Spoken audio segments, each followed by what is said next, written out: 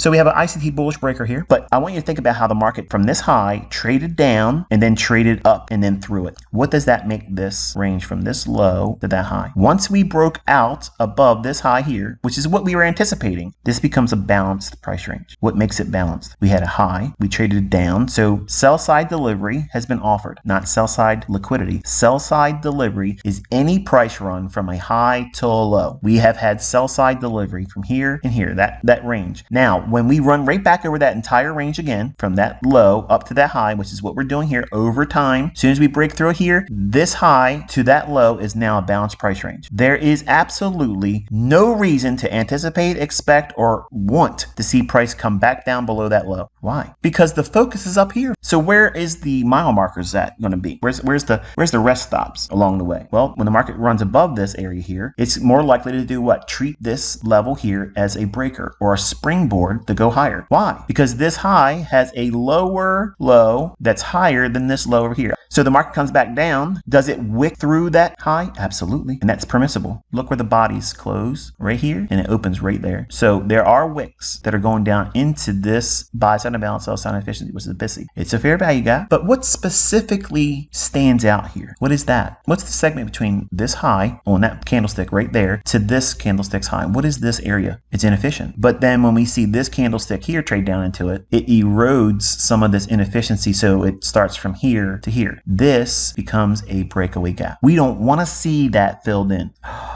Are you telling me the ICT is teaching how to see, anticipate, and work with breakaway gaps? Yes. So we have this area here as a breakaway gap. Why should it stay open? Because it's running out of this range right here. It's already done the work of digging into this daily propulsion block. So I'm going to watch price. I want to see periods where it's going to run aggressively higher. If I get that, then I'm going to be really trustworthy that I'm on side. That means I'm on the right side of the marketplace and stay with the idea. Do we get that confirmation with the body staying at or above this high here? Yes. So the market should be rallying higher. Where should it go? Well, where's the next draw on liquidity? Near term. Yes, this is it up here, but what above this high exists in terms of liquidity? Buy side. So the market right here has buy side. The market draws up into it. What happens before it gets to this run right here? You see this wick right here? Half of that is what? Consequent encroachment. Interesting how it goes right down to it right there. Interesting how we have a gap right there with a wick. So if we have a gap like this with a wick, always trust and allow for it's likely to go into this consequent encroachment, not just fill in that gap right there. So it can trade down, even though it goes over top that gap, the candlestick's high right here. If it went through that live, I would not be unsettled by that. I would look for this candlestick's wick right here, the midpoint, which is consequent encroachment. We treat that as a gap. The market goes right back to it there. Then what does it do? Right back up here. All right, so when the next candle opens up, I would be looking at that and saying, okay, now I want to see it start expanding towards this high here. And I want to see it aggressively run through it. I want to see speed. Well, we get it there. We come back down in. What is it doing? It's working inside this wick, which is what? A gap. We do gradients on wicks. We never want to see, in this case here, lower than 50% or consequent encroachment. So any respect of this wick should be limited to the high, 75% of the wick, and then consequent encroachment, which is half. Go over here, look what it's doing. It's going down, but it won't breach on a closing basis midpoint of that wick. So the market does what? It rallies above this high here. What's above that high? Buy side. Someone is chasing that lower when it's green. This is an hourly chart. So inside that weakness in that hourly candlestick, someone's going short. Where they're going to place a stop? Right above that high. So the market does what? It gravitates up to it here, and we drop down, respecting consequent encroachment there, and we rally. What do we do now? We start expanding aggressively towards that weekly mitigation block, and we trade up into that level there, and then we consolidate. Markets do not top like this. So we have, what is this? What does this area right here become? Once we trade through it here, the same thing I told you this becomes, a balanced price range. From this candlestick's high here, up to this high, then back down. Once we clear this high here, this whole shaded area becomes a balanced price range. I am not concerned about price wanting to, at any time up here, going back down inside this range. So for stop loss management, your stop loss can be anywhere in this range and feel pretty confident that it's not going to get there. So how would I do it and sleep good at night? 75% of that range, if If my stop is below that, I'm comfortable with that. We have the market rally aggressively here, which is a buy side imbalance, sell side inefficiency, which is the long name for BISI, B-I-S-I. But I want you to think about what is occurring here. At this time of day, at 10:30, after the news driver, we have this swing low here, and it breaks below that. This segment of price action right in here is a fair value gap. So we would anticipate markets like this to reprice up into this candlestick or higher, and then reprice lower. Why? What time of day is it? New York lunch macro. So above this high, we have buy side liquidity, and it's entering the time of day where the lunch macro, which is going to do what? It's going to run for liquidity. Where is the liquidity at for this time of day? It's below the lows of the morning right here. This is your swing low right after the news driver hits the marketplace. Everybody that went long or was long before this market report was out, they have their sell stop resting right below that. That's exactly what the lunch macro will do. It'll run from this fair value gap here, drop down aggressively, leaving what? Most of this portion of this open. So we're seeing even on the 5-minute chart, look at the bodies of these candles here. Are they closing below that breaker line, which is this candlestick's high right there? Even on the 5-minute chart, it's showing you what? That this is being respected. There's no necessity for it to trade back down into this area. So that will be a what? A breakaway gap. That indicates that we're going to see continuous upside delivery, and it's going to draw towards the buy side. That's the next significant pool of liquidity. So if you're an overnight session trader, say you want to trade in Asia, say you want to trade in London, you're using these ideas in conjunction with the day and time that you're trading. So where's the liquidity? The liquidity is not changing because you're trading in Asia. The liquidity is not hiding itself because you're in the London session. Liquidity is there, and it's going to gravitate towards that level. But I want to take you, before we go any further here, I want to take you back into this area here. Focus on this little segment of price action right there. Do you see anything that stands out? We're going to focus on this little area. And why am I focusing on this area here that's shaded in? From this high down to that low, and then how we start to deliver going back up. Because the trust is that there's no necessity to go back down into this area, which is a breakaway gap. Because this line here is your bullish breaker. Everything is indicating that order flow is supporting that idea. So watch this shaded area. This is the 5-minute chart. Now we're going to transition into a 4-minute. Notice any changes here. Now we'll look at the 3-minute chart. It's a 2-minute chart, same range, but it looks different, doesn't it? And then finally down to the 1-minute chart. Now, this green line here, again, is the hourly bullish breaker, that high. We dig into it here 1, 2, 3 times, and then we have a swing high broken to the upside. The last down close candle prior to that shift in market structure, that down close candle is a bullish order block. That opening price is a change in the state of delivery. The change in the state of delivery is when that candlestick's opening price is crossed right there for the first time. When that happens, then and only then, never before, never another time in the future, that validates this down close candle as a bullish order block. Now, why? What makes that an order block? The fact that we have this bullish hourly breaker, the fact that we traded down into it, and then we see a shift in market structure. Then we go back to the down close candle, the last one, prior to a run higher that has a shift in market structure there. I don't care if this candle started here, it opened here and went down, or if it opened here and went down. I would draw it right on the opening price. This becomes a bullish order block as soon as that candle crosses it, the opening price. That's the change in the state of delivery. As soon as that occurs, this low should not be violated. So you can now start looking for bullish PD arrays that are in discount. Well, everything's in a discount now because we're so far down. But we have a down close candle right here. So we can use that opening price, extend it forward. Anything in there, buying this, anywhere in this area here, buying that, you can buy that with a stop loss right below there. But look closer. We are now looking at that price range from this high up here all the way down to that low. We trust that that low will not be violated. Why? Because this candlestick was crossed right there. Now what happens, let's play devil's advocate, what happens if it breaks that low? Okay, then you have to continuously study price action and wait for that same instances where we see a shift in market structure to the upside. In the last down close candle, we'll mark the opening price, and if there's a candle that goes above it, that validates the down close candle as a bullish order block. This is only one form of my bullish order block. So we have the ranges here. 75% of the range is a gradient, 50%, and then 25%.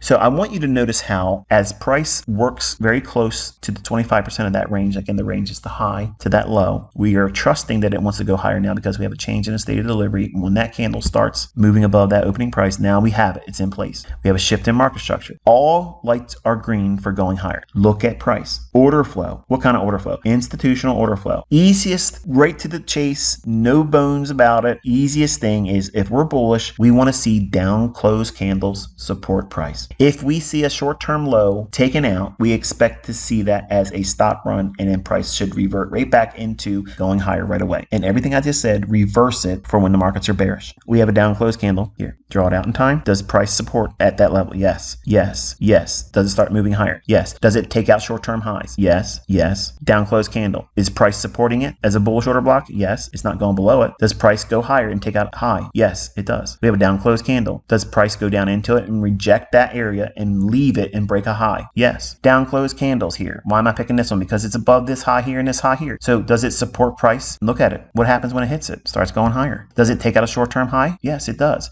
So is order flow bullish or bearish? It's bullish. What is it reaching for? A premium. Relative to what? The range, which is this high to that low. That is determined by this level here, which is equilibrium. At that level or below it is what? Discount. At that level or above is what? Premium. So when we get above this 50% level, it's far less probability, more risk if we start taking order blocks and buying them above this level because we're in the premium range of this high to low. Doesn't mean it can't keep rallying. It just means that we have to do all of our buying below equilibrium or less while we're in a discount. That's the framework for high probability. Short-term lows being taken out, we expect that to be rejected and start seeing price go higher. We start to see it run higher here. Does it find support on this down close candle here? Yes. Sends it higher. Does it take out a short-term high? Yes and yes. We have a down close candle here, right around equilibrium. No return back to it here. That's fine because we're in that area where it's a short-term premium. Down close candle here. Look at the body supporting that idea and then rallies higher. Highs are taken out. Down close candle, does it support it as bullish? Yes. So when I'm watching price and I'm on side and I'm expecting prices to go higher, I'm looking at every down close candle as a means or mechanism to support price, or any swing low is a potential stop run. So I'm not in a hurry if I'm long to ram my stop loss between some random swing low, because that's exactly what the algorithm is going to do. It's going to sweep below them like it does here, like it does here, and like it does here. And then once it does that around equilibrium, then it's going to go into another price leg higher. And then we enter a consolidation. What's below here? Sell stops. Now we can go higher. Notice also that we have all of these fair value gaps. When we have a change in the state of delivery and we enter a buy program, which is where we are from this point on there. Well, what's going on here, Michael? It's just retracing. That's all it's doing. It's allowing for a deeper discount with that low staying intact. When this high is taken out here, notice that we have another return back into this order block. When we have this retracing back in the order block here, that's when we start seeing the more pronounced run higher. But look what's occurring here. All of this imbalance here, what is it lacking? Buy side delivery, not liquidity, buy side deliveries when there is a run higher in price. Look what it's doing. It runs higher. Look at the bodies respecting what? The inefficiency's high right there. This SIBI, that candle's low. What is it respecting? This candle's low. Now what is it dropping down into? Consequent encroachment, midpoint of this candle's low and this candle's high. There. Rallies. Where's it rally to? The fair value gap right here. So how do we use this information? They're inversion fair value gaps. These are like a mountain climber, and the mountain climber is climbing up the surface of the mountain, and he's looking for those little pockets to stick his fingers into and stick his toes on to find footing and grasp a new finger point or holding point. This is the mountainside here. And this is the most sheer drop off. So this is the smoothest part in that drop off. So we have to use these areas to find what? Footing. There's little pockets. We have to wait for them to form. That means consequent encroachment, short-term low, trades below. What's it going to do? Trade back into this order block and take out that short-term low for sell stops. I want to see it react at that order block, and then also that it's taken out liquidity, and there's also a volume imbalance right there. So fair value gaps like this, if we're bearish, we expect it to go up there and sell off. But when there's a change in the state of delivery, we expect the market to go up. So all these down movements here, it's lacking what? Buy side delivery. So it's going to want to gravitate up into them. If it ever retraces into them, once it closes them in, we treat them as what? Inversion fair value gaps. So we see this consequent encroachment, which is midpoint of the shaded area, midpoint between this low and this high. Here, we rally up to what? This gap. We're treating it as an inversion fair value gap. Does that mean it's going to trade right here and go higher right from there? No, we have to wait and watch. What is this here? This is a buy side imbalance, sell side inefficiency. What is this right here? It's a swing low. We've had a nice move outside of the range of these relative equal highs, and we're into two inefficiencies, this one and this one. And now we have a short-term low. It's probable, not guaranteed, it's probable that it's going to run for short-term sell side liquidity. Stop hunt. That's what we're getting from here. It drops down, takes out that liquidity, also respecting consequent encroachment of this fair value gap, then rallies. It rallies to this high and through this inversion fair value gap, comes back down, support, rallies back up. What is it creating? Short-term low. So what's going to be trailed up right behind that? Sell side. Where are we at in the range Here's equilibrium. We're right there at equilibrium. When this occurs, equilibrium is where you're going to anticipate, you're going to predict, you're going to expect a stop hunt. That's what the algorithm will do. A run on stops. This one is 2 times, but returning back into what? This fair value gap, which is an inversion fair value gap. You would take this, extend it over. What is it respecting? This order block still, that's a reclaimed order block, but it's also in concert with this candlestick's low. It's respecting that old gap. So that makes this an entry off of what? This inversion fair value gap right here. The market finds support here, rallies, takes out the high, and trades up into what? The next gap over here, which will be treated as what? An inversion fair value gap. When we drop down, we're taking out sell side here, and we're doing what? We're rallying off of the low of this fair value gap. So this candlestick's high, that's what we're respecting over there. Look at the bodies. It's telling you the story. It's supporting the idea that that is still the underlying narrative. Stops have been taken, control mechanisms are in place. The algorithm is absolutely respecting that old fair value gap right here. Rallies, order block, touch it. Does it rally higher? Yes. Does it take out a high? Yep. It's liquidity and inefficiency. It's discount and premium. Time of day. All these things come together to make a beautiful tapestry, and you're never surprised, and you're waiting for them to form. All right, so here is the back on the 15-minute time frame. So what happens once we clear this balanced price range here? Remember, we hit the bullish breaker line here. We have all these inefficiencies in here. What happens when we get above it? What can we do now? Well, we have a target up here. That's a draw on liquidity, and then we have now this old market structure high. So now we can take that range and draw a fib from that high up to this target. Now we have gradients. So now we're grading a future price swing that has not happened yet. As soon as this candlestick right here closes, now we run from high to target, and we run gradients. And now watch what happens. Around the I have it backwards here. 75% or the lower 25% of the range between the draw on liquidity and the high that was broken. We don't think that the market's going to go down here. Why? Because this is a balanced price range. So we have relative equal lows, and they sweep that. Where does that occur? In the lower quadrant of the range from this high up to that draw on liquidity, which is the weekly mitigation block. Then we have consolidation. Where does consolidation form, ICT? At equilibrium, 50% level right here. That's where consolidation is forming. And then what happens? A stop hunt. Lower time frames, look in there, you'll see it. Rallies up. Another time here. And what happens here? At the upper quadrant, from the draw on liquidity to this high, we're anticipating new price points that surge higher. We rally up, then we take out the liquidity above that weekly mitigation block. And then we consolidate going into Friday, New York session. This is a 15-minute time frame on Friday, and we're consolidating. Markets do not top like this, folks, especially ahead of news drivers. We've consolidated, we're part of a bullish run, and we're expecting capitulation to come in. And that's what we're seeing here. Market rallies aggressively. What are we seeing here? See this gap right there? Extend that through. That's what you're seeing. That's an inversion fair value gap. Explosive run to the upside, retracement, failed to run higher, back down into the sell side here for a TGIF trade. 5-minute chart on the NASDAQ. Here's that price run here. Then we have this buy side imbalance, sell side inefficiency. Then we run up, we have a blow off move, and then we break down. Where's the fair value gap in here? There isn't one in here. Not on this side of the curve. The curve is here and then down. So you have to use the imbalance on the left side. That's going to be an inversion fair value gap. Extend that through all the price action. That's what you're seeing here. And then you have a small little fair value gap. Trades up into it here. Then we break. This area here is a breakaway gap. We want to see it stay open. So why should it become a breakaway gap? Because we have had a shift in market structure there. We have a buy side imbalance, sell side inefficiency. Relative equal lows, blow off move after the market has been going straight up all week as we were expecting it to. And then we have the inversion fair value gap. Is it respecting that? Yep. And then we break below the short-term low here, below this short-term low here. And where's liquidity at? Below here, sell side. But then we have this buy side imbalance, sell side inefficiency. So any rally from this candlestick open up into above this high, we want to see it stay open. What happens if it closes in? It's okay. I would still want to take a short up there if I was watching live and the market breaks down. Doesn't get below the what? The bodies. So we still have this wick to contend with. So we retrace higher, up close candles consecutively. That's a bearish order block. Breaks down through it, extend the opening price over there. That's a change in the state of delivery. Returns back into a here. And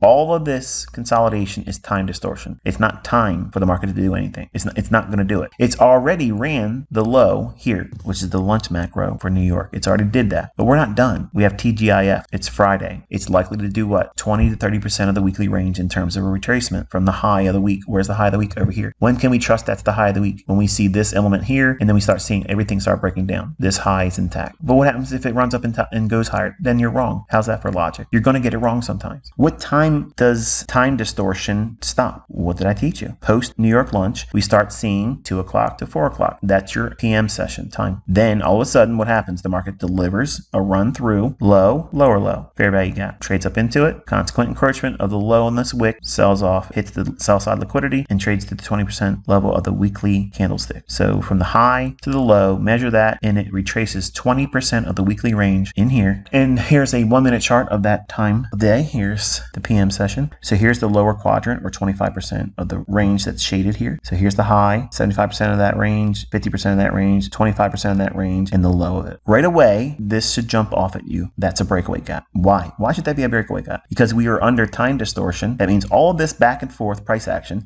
is just marking time. That's the benefit of knowing how to use a time-based chart. I'm waiting for time. When does it start? Right there, 2 o'clock in the afternoon, New York local time, because the market is driven by an algorithm. There's a time for everything, a beginning and an end, a pause, a consolidation, and distortion, where everything you try to do will chop you up. So you wait for what? 2 o'clock, and then wait for displacement. What does that look like? Right here, takes out that short-term low. Boom. But now we have what? We're late in the day. This shaded area here is the buy side and balance, sell side efficiency. We have moved away from the high, and we moved aggressively away from the 75%, upper 75% range of this shaded area. So I don't want to see this area come back into. I don't want to see it come back up and trade into that. But if it does, I would treat it as an institutional order flow entry drill. In other words, a partial entry and then sell off. Either way, it makes it a breakaway gap. So we don't want to see it trade back up above 50% or consequent encroachment of this shaded area here. And now we enter into another time of day, the 250 to 310 macro. My algorithm starts at 250 to 310 and will start spooling price, running for the liquidity that has not been purged yet. What is that liquidity? The liquidity below the lows. The 7 a.m. New York session time, the 8:30 lows, the 9:30 to 11 lows. All of that is the draw on liquidity. And or, in this case, 20% of the weekly range. That would be anywhere in this area here. But we start to see this energetic price run, aggressive dropping lower. That's algorithmic. This right here, just like I talked about earlier, when we ran up, you can use the fair value gap on the left side of the curve. And we're seeing that happen right there. Then it breaks. This is a measuring gap. We don't want to see that filled in, just like we don't want to see that. What makes this a measuring gap? Well, between this high down to this low, we're expecting that run. And about halfway, we're expecting a gap to form. When it does, and it moves away from it, we are not expecting it to come back into that. That's a measuring gap. You have to know where the market's likely to draw to. Breakaway gaps are just gaps when you want to see an energetic price run away from an area you anticipated prior to it running away. So you're expecting it to move lower? Great. When it finally does and it creates a gap like this, your first thought should be, okay, the first fair value gap after it starts to run, that should be a breakaway gap. We want to see that, especially if we've been in consolidation or